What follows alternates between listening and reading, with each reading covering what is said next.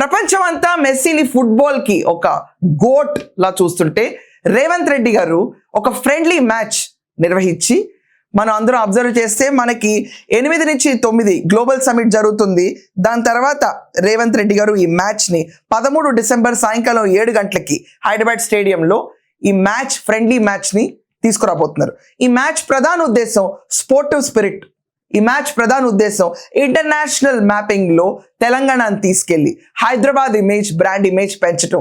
దీనికి ఏకంగా అనుముల రేవంత్ రెడ్డి గారే ముందడుగేశారు. He's a he man always. ఆ విషయంలో చెప్పక్కర్లా, a daredevil. And most importantly ఫుట్బాల్లో he has his own skill. ఇప్పుడు మనం ఆలోచిస్తే చాలామంది పొలిటీషియన్స్ గెలుస్తామంటేనే బరిలోకి దిగుతారు. ఓడిపోతాము, లేకపోతే ఓడిపోయే సూచనలు ఉన్నాయి, మనం తలబడే వాళ్ళు మనకంటే గొప్పవాళ్ళు అనుకుంటే పోడియంస్ కూడా షేర్ చేసుకోవడానికి ఇష్టపడరు. లైమ్ లైట్ కోసం తహతహలాడుతూ ఉంటారు. కానీ ఈసారి మనం చూస్తుంటే రేవంత్ రెడ్డి గారు మెస్సీతో తలబడ్డానికి రెడీ అయ్యారు.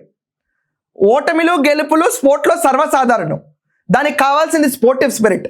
ఆ స్పోర్టివ్ స్పిరిట్ ఈరోజు మన రేవంత్ రెడ్డి గారు జెన్జీ కిడ్స్లో ఇన్కల్కేట్ చేయగలుగుతున్నారు. ఈరోజు జెన్జీకి అతి దగ్గరగా వెళ్తున్న నేత అనుముల రేవంత్ రెడ్డి.